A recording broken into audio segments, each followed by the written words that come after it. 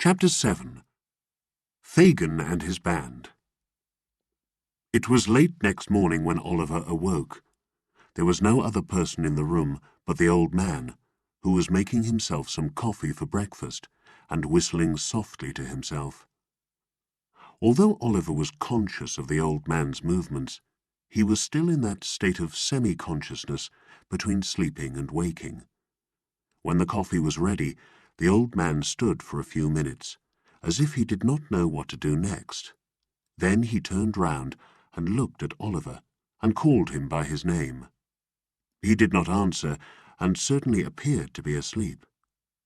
The old man now stepped gently to the door and locked it. He then pulled out from some secret hole in the floor a small box, which he placed carefully on the table. His eyes shone as he raised the lid and looked in. Dragging an old chair to the table, he sat down and took out of the box an expensive-looking gold watch, shining with jewels. "Ah," said Fagin to himself, with an ugly, twisted smile. "Clever dogs, faithful to the last.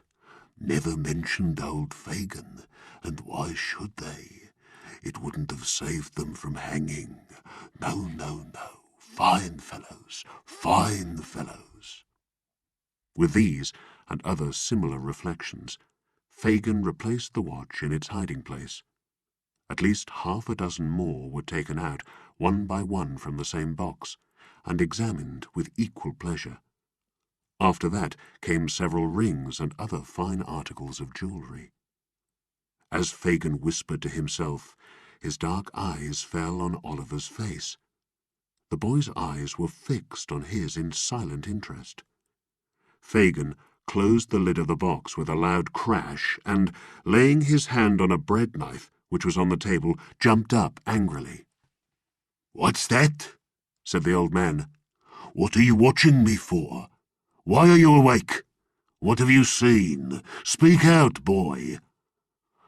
"I wasn't able to sleep any longer, sir," replied Oliver. "I am sorry if I have interrupted you, sir." "So, you were not awake an hour ago?" said Fagin, looking threateningly at the boy. "No, no, indeed," replied Oliver. "Are you sure?" cried Fagin, with an even more frightening look than before. "I promise you I was not, sir," replied Oliver seriously. "It's all right, my dear," said Fagin, suddenly changing his tone and returning to his old manner. He played with the knife a little before he laid it down, as if to make Oliver think that he had picked it up for a joke. "Of course I know that, my dear. I only tried to frighten you. You're a brave boy. You're a brave boy, Oliver." The old man rubbed his hands as he laughed, but looked worried as he glanced at the box. "Did you see any of these pretty things, my dear?" he asked, laying his hand on it after a short pause. "Yes, sir," replied Oliver. "Ah," said Fagin, turning rather pale.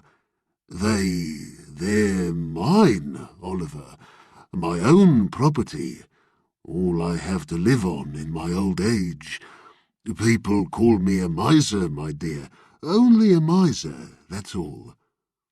Oliver thought the old man must truly be a miser to live in such a dirty place, when he had so many watches. He asked if he could get up. "Certainly, my dear, certainly," replied the old gentleman. "Wait, there's a bowl of water in the corner by the door. Bring it here, and you can use it to wash in, my dear." Oliver got up, walked across the room, and bent for a moment to lift the bowl. When he turned his head, the box had gone. He had hardly finished washing himself when the Dodger returned, accompanied by a very active young friend whom Oliver had seen smoking on the previous night, and who was now introduced to him as Charlie Bates. The four sat down to breakfast on the coffee and some hot rolls and meat which the Dodger had brought with him inside his hat.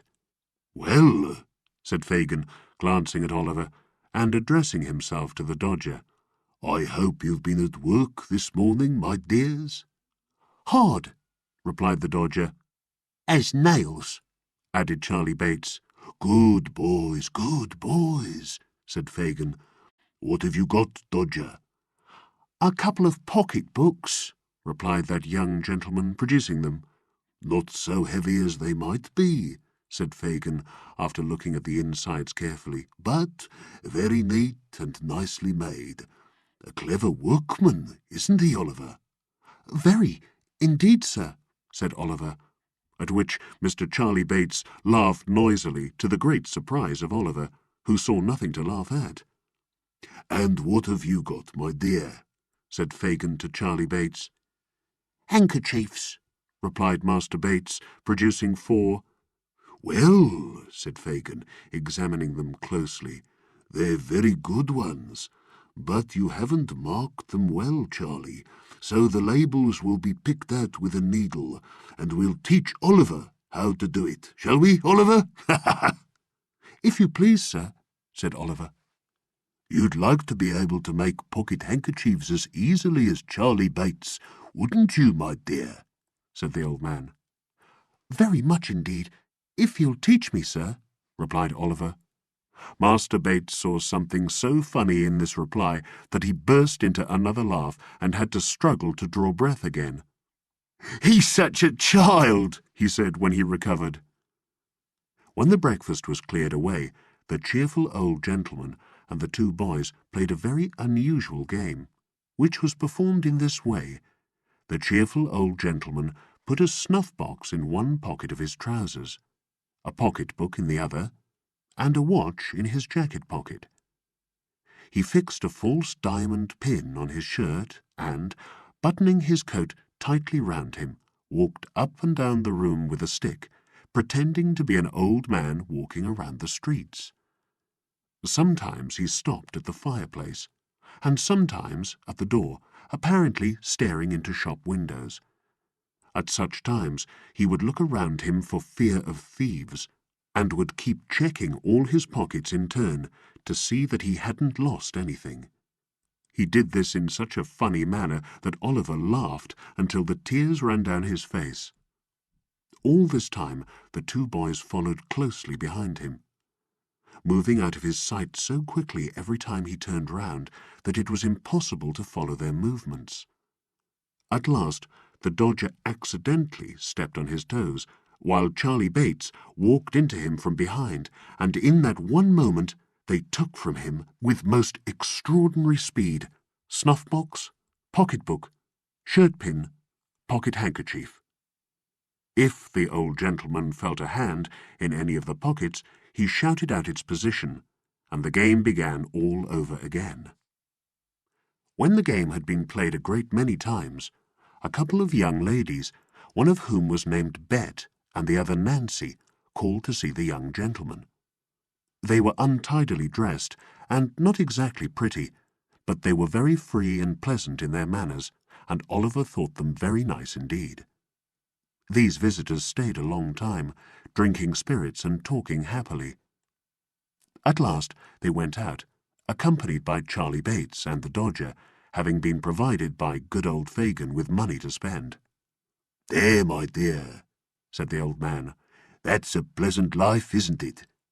Make these young gentlemen your models, and take their advice in all matters, especially the Dodger's, my dear. He'll be a great man himself, and will make you one too, if you follow his example. Is my handkerchief hanging out of my pocket, my dear? Yes, sir, said Oliver.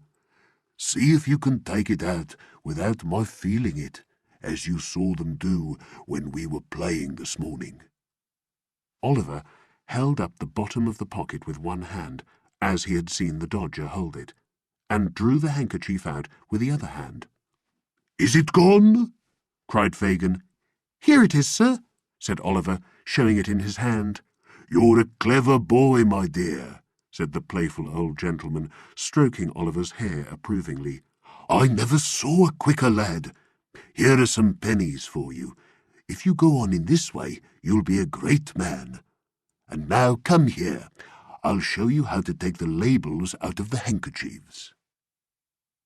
Oliver wondered how picking the old gentleman's pocket would make him a great man, But thinking that Fagin must know best, he followed him quietly to the table and was soon deeply engaged in his new study.